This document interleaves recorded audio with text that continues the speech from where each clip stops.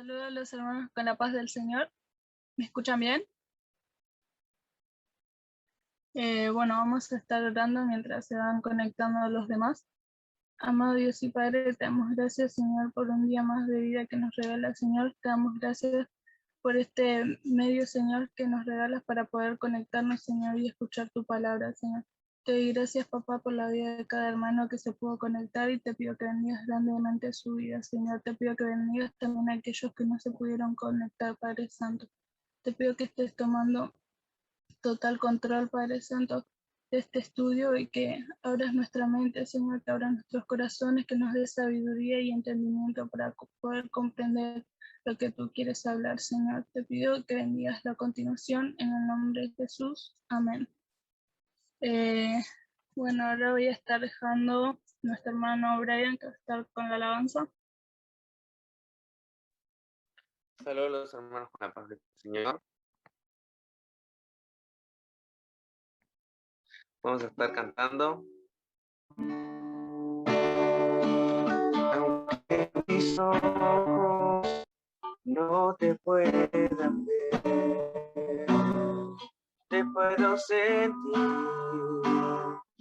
Sé que estás aquí. Aunque mis manos no pueden tocar tu rostro, Señor, sé que estás aquí. Oh, oh, oh, mi corazón puede sentir tu presencia. Tú estás aquí, tú estás aquí. Puedo sentir tu majestad.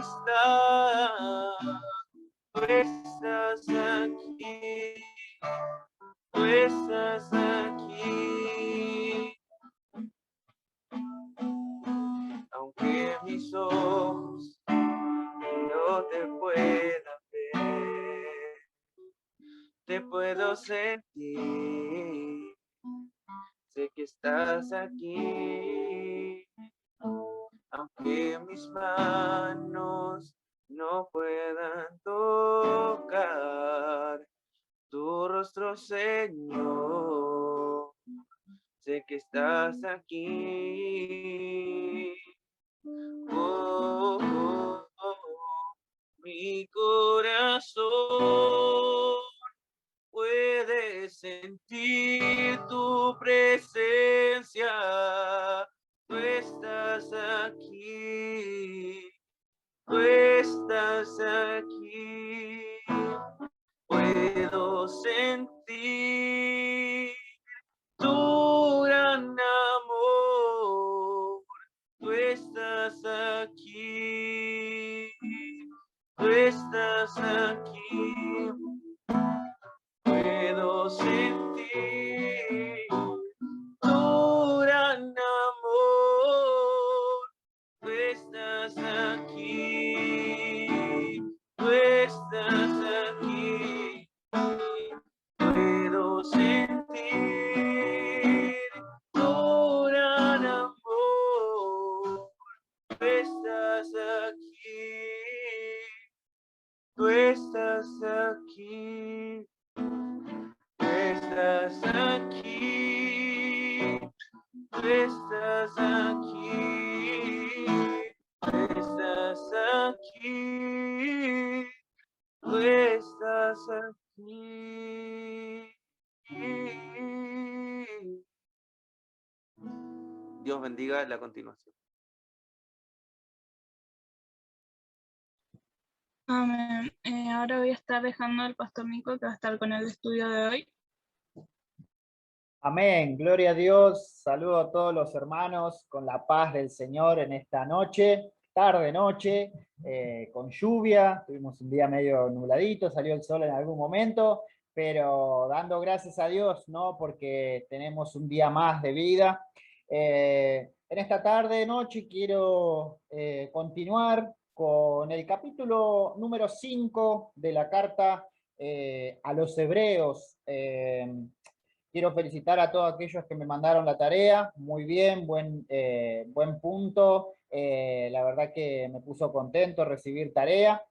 Y quiero continuar con este capítulo, con el capítulo número 5. Recordemos que el autor de Hebreos no sabemos bien quién es. Hay algunas suposiciones que es Pablo, ¿no? Por algunas cosas que se dice, pero hay otros que niegan de que fue Pablo por otras cosas que nos dice, que siempre dice Pablo en todas sus cartas.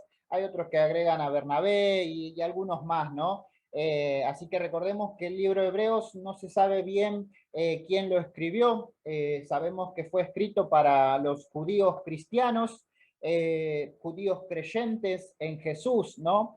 Recordemos que siempre hay dos facetas, ¿no? La faceta de que son los judíos ortodoxos, que no creen en que vino el Mesías, que vino Jesús, y los judíos mesiánicos, ¿no? Que creen que Jesús es el Mesías, quien vino, quien Dios había dicho que iba a venir, ¿no? Bien, continuando con la carta al libro de los Hebreos, capítulo 5, vamos a continuar con un gran tema que el autor nos dejó ya unos 3 versículos en el anterior capítulo, en el capítulo 4, los últimos 3 versículos del capítulo 4, habíamos hablado, o el autor había traído a Jesús, el gran sumo sacerdote, ¿no? Él había hablado después, luego del reposo que había venido hablando del capítulo 3, ahora habla de Jesús, el gran sumo sacerdote, y nos había dejado 3 versículos, pero el capítulo 5 se puede decir que es una continuación del capítulo 4, ¿no? Referido al tema del sacerdocio. El autor va a seguir hablando con respecto al sacerdote en este capítulo. Él se va, en estos versículos del capítulo 5, se va a meter un poco más adentro en lo que es la tarea sacerdotal, lo que es el sacerdocio, ¿no? Así que vamos a leer el versículo 1, 2 y 3 para dar comienzo. Porque todo sumo sacerdote tomado de entre los hombres es constituido a favor de los hombres en lo que a Dios se refiere, para que presente ofrendas y sacrificios por los pecados, para que se muestre paciente con los ignorantes y extraviados, puesto que él también está rodeado de debilidad, y por causa de ella debe ofrecer por los pecados tanto por sí mismo como también por el pueblo, ¿no? El autor define a este sacerdote o a esta clase de sacerdote a alguien que es tomado de entre los hombres, ¿no? Para beneficio de los hombres, ¿no? Los lectores de la carta, los judíos cristianos, estaban muy familiarizados con el tema y la figura, ¿no? Y la función del sacerdote, ¿no? Recordemos que el sacerdote arranca ya desde el Antiguo Testamento. Entonces los judíos ya tenían bien familiarizado este tema del sacerdote, pero el escritor de esta carta les hace como rememorizar, ¿no? Lo primero que nos dice es que es un miembro escogido entre los hombres, ¿no? Entre el pueblo de Dios. Dios mismo, si nosotros leemos en el Antiguo Testamento, Dios mismo había dedicado una tribu específica en donde de ahí vendrían todos los sacerdotes, ¿no? La tribu de Leví. Habíamos hablado un poco de esto cuando vimos y estudiamos el libro de Josué. Ahora, tenemos que entender que este sacerdote era el intermediario, ¿no? Era el intermediario entre Dios y los hombres en ese tiempo, ¿no? El sacerdote era el intermediario entre Dios y los hombres en ese tiempo. Ahí vemos en el versículo que sus funciones están muy bien explicados, estos versículos, por el autor, que la función del sacerdote era la de presentar ofrendas, dice la Biblia, presentar ofrendas y hacer los sacrificios por los pecados, ¿no? Dice, agregando, dice que se esperaba, ¿no? Que esta persona, que este sacerdote, era una persona que iba a ser paciente para con todos los, por así decirlo, o como dice acá, los ignorantes y extraviados, ¿no? Ahora nosotros tenemos que ver un poco la vestimenta, muy poquito vamos a ver la vestimenta de lo que es del sacerdote, ¿no? Para explicar esto de que tenía que ser paciente con los ignorantes y extraviados. Dios había dado órdenes específicas para ayudar, ¿no? Y asegurar que el sumo sacerdote ministre con compasión. En el pectoral, que era una de las partes de la vestimenta del sacerdote, había 12 piedras. 12 piedras tenían el pectoral, en el pecho, una tabla con 12 piedras, y que en cada una de esas piedras estaban los nombres de las 12 tribus de Israel. Tenían grabado el nombre de las 12 tribus de Israel, y que también en las sombreras, en las partes de los hombros de la vestimenta del sacerdote, había como unas tablitas también que tenían grabadas los nombres de las 12 tribus de Israel. Era, por así decirlo, algo simbólico que representaba, ¿no? O que hacía recordar al sacerdote que llevaba en su corazón por el pectoral al pueblo de Israel, y que también llevaba sobre sí al pueblo de Israel también, ¿no? Entonces el sacerdote tenía que recordar que él tenía que ser paciente porque él estaba llevando al pueblo de Israel delante de Dios, de que él era el intermediario delante de Dios. Ahora el autor nos aclara algo. Dice que el sacerdote estaba rodeado de debilidad en el final del versículo 2. Estaba rodeado de debilidad, ¿no? En el día de la expiación, el sumo sacerdote tenía que hacer, dice la Biblia, sacrificios, ¿no? Pero tenía que hacer sacrificios primero por sí mismo.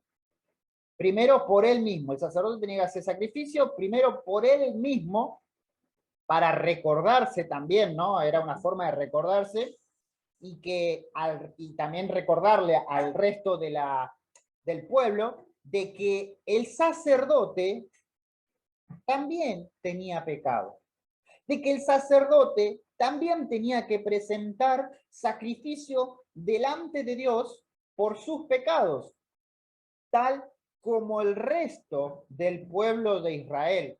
Entonces el sacerdote tenía que presentarse delante de Dios, llevando en su corazón, por así decirlo, al pueblo de Israel, llevando en sus hombros la carga del pueblo de Israel, y también a la hora de presentar sacrificios, debía de presentar sacrificios por él y por el pueblo, sabiendo de que el sacerdote, como dice, él también está rodeado de debilidad, por lo tanto, era pecador, entonces él tenía que presentar sacrificio.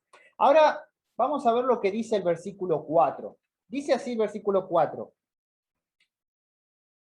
Un versículo muy importante. Y nadie toma para sí esta honra, o sea, la de ser sacerdote, sino el que es llamado por Dios, como lo fue Aarón. Acá el sacerdote en este el autor en este versículo nos deja algo en claro. Nadie toma para sí, nadie se nombra sacerdote por sí mismo, sino que es Dios quien hace el llamado. Es Dios quien llama al sacerdote, como lo hizo con Aarón, ¿no? El escritor deja bien claro eso. Ahora, para entender de cómo Dios llamó a Aarón, es necesario que vayamos al Antiguo Testamento. Como dije en uno de los estudios, para entender el Nuevo Testamento debemos de leer el Antiguo Testamento. Para entender el Antiguo Testamento debemos de leer el Nuevo Testamento.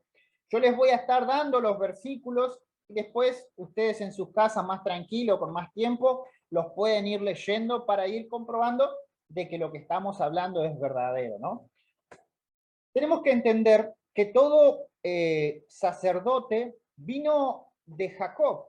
¿Y quién era Jacob? El nieto de Abraham, el hijo de Isaac. El hijo de la promesa, ¿no? De Abraham. Jacob, que después Dios le cambia el nombre a Israel, ¿no? Entonces, Todo sacerdote viene de la generación de Jacob. ¿Cómo es esto? Primero, cada sacerdote viene de Leví. Leví era uno de los hijos de Jacob. Ahí viene la generación o la generación de sacerdotes. Desde ahí arranca. Cada sacerdote viene de Leví. Dios apartó la tribu de Leví como una tribu comprometida para el servicio y como representantes de la nación, ¿no? En el servicio del tabernáculo. Después eso lo podemos leer en Éxodo capítulo 13, versículo 2, Números capítulo 3, versículo 40 y 41. Ahora, tenemos a Gersón, tenemos a Coat y tenemos a Merari. Y ustedes me dirán, ¿y quiénes son esos? Ellos tres son los hijos de Leví, hijo de Jacob. Eran los tres hijos de Leví. Y cada una de esas líneas familiares tenía sus propias funciones en el tabernáculo. La familia de Gersón estaba al cuidado, dice la Biblia, del tabernáculo, la tienda, su cubierta y las cortinas. En Números 3, 25 y 26. La familia de Coat tenía a su cargo el cuidado del mobiliario del tabernáculo, el candelero, el altar del incienso y el arca del pacto. Ahí tenemos en Números 3, 31 y 32. La familia de Merari, o la línea familiar de Merari, cuidaba de las tablas, las columnas del tabernáculo, sus estacas y sus cuerdas. Cada uno tenía una función distinta dentro del tabernáculo. Números capítulo 3, versículo 36, versículo 37 vamos a encontrar. Ahora, lo más extraño, pero a su vez no, porque la idea es explicar por qué dice que Dios llama al sacerdote y no que éste se pone por sí mismo, es que estas familias no eran propiamente sacerdotes. Ellos estaban a cargo del cuidado del tabernáculo. En ningún momento dice la Biblia que ellos eran sacerdotes. Ellos eran de la tribu de Leví, estaban al servicio de Dios, pero no eran sacerdotes. Eran los que cuidaban el tabernáculo y cada uno cuidaba una porción del tabernáculo. Ahora, el sacerdocio como tal, o sea, el primer sacerdote, es Aarón. Aarón, el hermano de Moisés. ¿Y de dónde viene Aarón? De la familia de Coat. Es un descendiente o el nieto, por así decirlo, de Coat. En Éxodo capítulo 6, versículo del 18 al 20, nos vamos a leer que ahí vemos que Aarón era de la familia de Coat. Entonces, el sacerdocio como tal, el primer sacerdote, arranca en Aarón. En la familia de Aarón y su descendencia se formaron los sacerdotes. Y ahí en Éxodo 6 vemos cómo Dios llama a Aarón también para ser sacerdote. En la familia de Aarón y su descendencia se formaron los sacerdotes y al sumo sacerdote. Aquellos que podían servir al tabernáculo y ofrecer, ¿no?, los sacrificios a Dios. El sumo sacerdote generalmente era el mayor de los hijos de Aarón, excepto que se descalificasen ellos mismos, ¿no? El hijo mayor venía a ser el próximo sacerdote, excepto que se descalifique por algo que hizo mal el ser sacerdote, ¿no? Como por ejemplo Nadab y Abiú, que son los hijos de Aarón, que se mandaron una. En Levítico 10, del versículo 1 al 3, vemos el porqué. Y esa es la tarea que le quiero dejar para la próxima clase. Que me manden un mensajito y me digan el por qué los hijos de Aarón no pudieron seguir con la línea sacerdotal, por lo menos los dos hijos más grandes. Y también había algunas regulaciones para los sacerdotes, eso la encontramos en Levítico capítulo 21. Había algunas regulaciones, había algunas normas que los sacerdotes debían de cumplir para seguir siendo sacerdotes. Entonces así es como Dios eligió a Aarón para ser el primer sacerdote. Ahora en los capítulos en los versículos 5 y 6, vamos a leerlo, y dice, así tampoco Cristo se glorificó a sí mismo, haciéndose sumo sacerdote, que el autor ya nos había hablado en el capítulo anterior, sino el que le dijo, y acá nos va a citar el Salmos capítulo 2, versículo 7, tú eres mi hijo, yo te he engendrado hoy, como también dice en otro lugar, y acá nos cita el Salmo 110, versículo 14, tú eres sacerdote para siempre, según el orden de Melquisedec. Vemos que dice, así tampoco se glorificó a sí mismo haciéndose sumo sacerdote. Jesús no se hizo a sí mismo sumo sacerdote, sino que Dios lo declaró primero como hijo, ¿no? Como linaje escogido. En Salmos capítulo 2, 7 lo podemos leer. Y también fue declarado sacerdote para siempre. En el Salmo 110, que está escrito mucho antes que la carta a los Hebreos, dice que fue elegido sacerdote para siempre. Ahora, es fácil entendiendo estas cuestiones, ¿no? Porque dice, según el orden de Melquisedec. Es fácil ver por qué el sacerdote de Jesús, o el sacerdocio de Jesús, era tan difícil de entender para los primeros cristianos. Porque él no era del linaje de Aarón. Recordemos que tenían que ser del linaje de Aarón los sacerdotes, de la tribu de Leví. Ahora, ¿por qué? ¿Por qué Jesús no fue un sumo sacerdote del linaje de Aarón? En el tiempo de Jesús, el sacerdocio se había convertido en una institución corrupta. Eran corruptos, estaban corrompidos los sacerdotes. Por lo tanto, la línea de Aarón no podía seguir ejerciendo ese sacerdocio delante de Dios. Por eso Dios en Jesús cambia la línea por la línea del sacerdote de Melquisedec. Ahora, ¿quién es Melquisedec? ¿En qué parte de la Biblia encontramos a Melquisedec? Este personaje lo vamos a estudiar en los capítulos que vienen, porque el autor le dedica un capítulo completo a explicar el por qué fue cambiado Jesús al orden o a la línea de Melquisedec. Sigamos avanzando en los versículos. Del 7 a 10 nos dice que hay una relación entre el Padre y el Hijo. Vamos a leerlos. Y Cristo en los días de su carne, ofreciendo ruegos y súplicas con gran clamor y lágrimas al que le podía librar de la muerte, fue oído a causa de su temor reverente.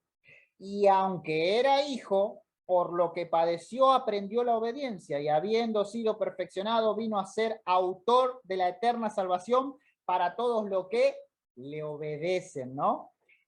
Y fue declarado por Dios mismo, otra vez nos dice, sumo sacerdote según el orden de Melquisedec.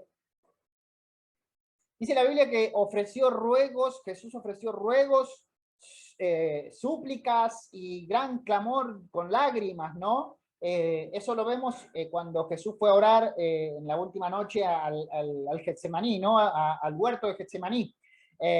Dice Lucas que le caían gotas grandes como con sangre, ¿no? Y prueba eso que Jesús sabe lo que es luchar con la dificultad de la obediencia, ¿no? Porque Jesús sabía lo que le venía. Jesús sabía lo que iba a pasar. Él sabía todo lo que iba a sufrir, pero él sabía también que tenía que ser obediente. Entonces, él estaba sufriendo en ese momento que estaba orando porque sabía todo lo que se estaba viniendo. Y él estaba orando, dice que estaba ofreciendo ruegos, ofreciendo súplicas, con gran clamor y lágrimas. Era muy grande el sufrimiento, ¿no? Podemos explayarnos un poco más, pero el tiempo nos apremia, ¿no? Ahora, el versículo 7 nos dice que fue oído a causa de su temor reverente. A mí como que me descalibró un poco las cosas cuando estaba leyendo este versículo. Porque dice, fue oído a causa de su temor reverente. Pará, si mal no recuerdo, Jesús estaba orando y le dijo, Dios, haz que pase esta copa de mí, ¿no? Él estaba pidiéndole a Dios que pase esa copa de él. Y acá, ¿por qué me dice que fue oído a causa de su temor reverente? Si Jesús pidió que pasara de sí esa copa, en Lucas 22:42 lo podemos leer después, y la copa no le fue quitada porque Jesús fue sacrificado. Jesús sufrió todo lo que él estaba viendo que se venía. Entonces no pasó la copa. ¿Cómo puede ser que fue oído? Pero algo interesante es lo que pasa después. Dice que su oración no fue escapar de la voluntad de Dios. No fue escapar de lo que Dios quería, sino que fue aceptarla, porque dijo que no se haga mi voluntad, sino que se haga la tuya. Él sabía que iba a sufrir, él sabía que la iba a pasar mal, y que si era posible que pase de sí esa copa, pero que no sea según mi voluntad, sino que sea la voluntad de Dios. Qué gran lucha no habrá tenido Jesús en ese momento, sabiendo de que iba a sufrir, pero que a su vez tenía que ser obediente a Dios, ¿no? Muchas veces nos pasa a nosotros y actuamos de manera contraria, ¿no? En vez de sufrir, preferimos desobedecer a Dios, ¿no? Y eso acarrea consecuencias, ¿no? Pero sigamos. Dice en el versículo 8, por lo que padeció, aprendió la obediencia. Jesús no es que pasó, tenemos que explicar, ¿no? Jesús no es que pasó de ser un desobediente a aprender a ser obediente, sino que él aprendió la obediencia obedeciendo. O sea, él aprendió a ser obediente directamente obedeciendo, haciendo lo que el Padre le decía. Jesús no aprendió cómo obedecer, él aprendió lo que involucra la obediencia. Él sabía que iba a sufrir y todo, pero él tenía que ser obediente hasta el fin.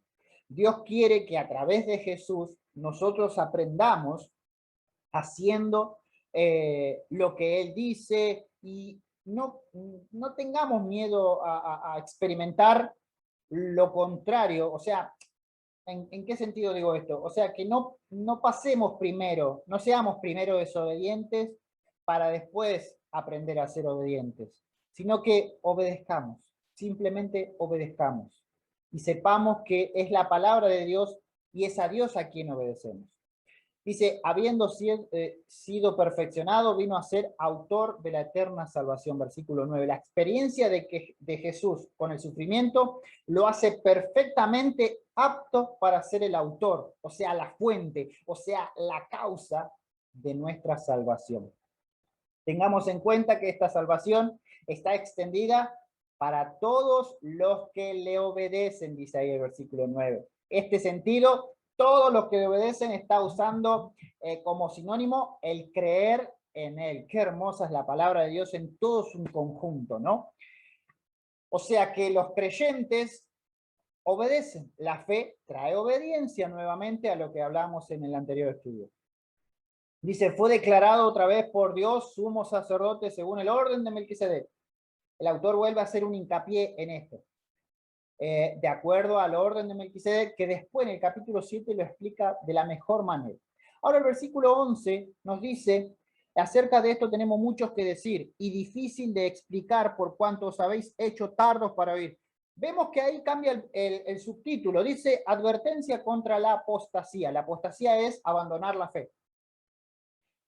Esto explica, creo yo, ¿no? Que por qué el autor no explica antes por qué cambia Dios el orden por el orden de Melquisedec, ¿no? No lo explica inmediatamente el autor. Él quiere tratar primero, antes de hablar de esto, del sacerdocio distinto, algunos aspectos básicos e importantes antes de pasar a un tema un poco más complejo, porque estos hebreos estaban en una condición espiritual que les hacía al autor difícil de explicar. Ahora, ¿cuál era la condición en la cual se encontraban estos hebreos? Dice tardo para oír, ahí el versículo 11. No era que tenían un problema con el oído y no llegaban a escuchar, sino que había un problema en el corazón. Había un problema en el momento espiritual en el cual ellos se encontraban, ¿no? A veces nos pasa que estamos, o mejor dicho, que no estamos interesados en escuchar la palabra de Dios, ¿no? No estamos interesados en escuchar lo que Dios dice, no estamos interesados en leer la palabra, y eso es un problema no de vista, no de oído, es un problema espiritual. La dureza de corazón, recordemos que ya fue hablada en el capítulo 3. Por lo general, primero llega la dureza de corazón y después el deseo de renunciar. Hay algo espiritual que nos está afectando, que nos está endureciendo el corazón, que nos está impidiendo creer, ¿no? Entonces debemos de resolver. Tengamos cuidado, hermanos, tengamos cuidado, porque esta condición, ahora la vamos a ver, tengamos cuidado cuando la palabra de Dios nos empiece a hacer aburridas. Tengamos mucho cuidado porque algo espiritual, algo malo, nos está sucediendo. Ahora el versículo 12 dice, porque debiendo ser ya maestros, después de tanto tiempo tenéis necesidad de que os vuelva a enseñar cuáles son los primeros rudimentos de las palabras de Dios, y habéis llegado a ser tales que tenéis necesidad de leche y no de alimento sólido. Dice, porque debiendo ser ya maestros, o sea que hay un tiempo bastante largo en el cual ellos ya son cristianos, ¿no? Y les dice, no que ellos fueran especiales y que eran todos maestros, sino que por el tiempo en el cual ya estaban en el cristianismo, ellos ya tenían que enseñar lo que significa el cristianismo. Ellos ya tenían que enseñar la palabra de Dios por todo el tiempo que estaban en el cristianismo. Es más, le dice, tenéis necesidad de que os vuelva a enseñar cuáles son los primeros rudimentos de la palabra. Acá rudimento es, en el marco cristiano se emplea o se utiliza para referirse a las primeras enseñanzas o a las enseñanzas básicas, ¿no? El autor, en otras palabras, está queriendo decir, no puede ser. Con todo el tiempo que llevan como creyentes, les tengo que volver a explicar desde cero, ¿no? Y dice, terminando el versículo 12, y habéis llegado a ser tales que tenéis necesidad de leche y no de alimento sólido. Es una aclaración del retroceso en el nivel espiritual en el cual se encontraban los hebreos, ¿no? Supuestamente tenían que ser maduros, pero son niños, dice. En el versículo 13 nos dice, y todo aquel que participa de la leche es inexperto en la palabra de justicia porque es niño. Ahí el autor está aclarando quiénes son los que tienen o deben de participar de la leche. Cuando nosotros vemos, Pablo le escribe a los corintios a causa de que ellos todavía eran inexpertos y él le daba como leche, ¿no? Porque eran niños espirituales. Los niños espirituales son los que recién empiezan en el Evangelio. Los niños espirituales son los que recién comienzan en ir a la iglesia, en aprender, en escuchar la palabra de Dios. Son los, por un tiempo, los inexpertos en la palabra, ¿no? El nuevo creyente, ese que debe de alimentarse de leche para poder ir creciendo, ¿no? Para poder ir avanzando, ¿no? Por eso el autor les está diciendo, o sea, tengo que volver a darles leche. Tengo que volver a... ¿Qué pasó? ¿No? Supuestamente ustedes ya tenían que ser maduros. Ustedes supuestamente ya tendrían que ser grandes. Pero sin embargo tengo que volver a enseñarles todo desde el principio. Eso es lo que estaba marcando el autor. Ahora en el versículo 14 dice, pero el alimento sólido es para los que han alcanzado madurez, para los que por el uso tienen en los sentidos ejercitados en el discernimiento del bien y del mal. El autor nos está explicando quiénes son los que comen alimentos sólidos. Son los que alcanzaron, ¿qué cosa? La madurez. Les está dando con un caño, ¿no? Ahí, por debajo de la mesa, como digo yo. Les está dando con un caño. Ellos tendrían que estar participando ahora de alimento sólido, creciendo, ser capaces de comer alimentos sólidos, de meterse en profundidad en la palabra de Dios, ¿no? En el conocimiento de la palabra de Dios, dejando todas las enseñanzas básicas, no de lado, pero sí como base, y seguir construyendo, seguir creciendo. Esa es nuestra meta, ¿no? Estos cristianos demostraron falta de madurez, demostraron falta de discernimiento entre el bien y el mal, porque estaban considerando la idea de renunciar a Jesús. Si bien los hebreos o los judíos cristianos de ese momento no la estaban pasando bien. Recordemos que era un tiempo de persecución. Recordemos que era un tiempo en donde a los cristianos se los agarraba, se los ponía preso, se los hacía participar en los circos para entretener a los romanos, se los prendía a fuego. En estos circos se los ponían con leones a luchar sin armas. Eran motivo la verdad que el cristiano de ese tiempo tenía que ser un verdadero cristiano, no como ahora que cualquier cosita nos hace dejar, ¿no? En ese tiempo el autor les está diciendo, muchachos, no nieguen su fe, sigan adelante, crezcan, avancen, ¿no? Estaban perdiendo la capacidad de discernir por todas estas cosas, por eso el autor les escribe. La capacidad de discernir es yo noté una medida importante sobre la madurez. Nosotros cuando empezamos a saber y a discernir o a diferenciar entre el bien y el mal, quiere decir que estamos creciendo. Y que eso tenemos que practicarlo en el ejercicio, en el uso de todos los sentidos, de escuchar, de ver, de hablar, y podemos hablar claramente de cada uno de los sentidos, pero el tiempo no nos da. Entonces, como cristianos, les quiero dejar esto. Como cristianos tenemos una meta, para terminar, ¿no? Como cristianos tenemos una meta. ¿Y cuál es esa meta? Crecer. No podemos quedarnos siendo niños. Debemos de crecer. Hasta acá la palabra de Dios. Espero que haya sido de bendición y que podamos crecer juntos en el conocimiento de la palabra de justicia, como dice el autor a los hebreos. Que podamos crecer y avanzar y no tener que leer nuevamente estos versículos y decir, no, estoy siendo un niño en mi manera de pensar, en mi manera de ver las cosas de Dios. Que podamos crecer, hermanos, que podamos crecer, porque eso es lo que Dios quiere, y que podamos ser maestros, que podamos nosotros poder enseñar a nuestros hijos, a nuestros familiares, a nuestros amigos, ser ejemplos, ¿no? Así que hasta acá la palabra de Dios. Espero y ruego por la vida de cada uno de ustedes que haya sido de bendición esta palabra. Vamos ahora. Padre, yo te doy gracias en este momento por todo cuanto tú has hablado en nuestra vida. Yo te doy gracias por la vida de cada uno de mis hermanos que se pudieron conectar.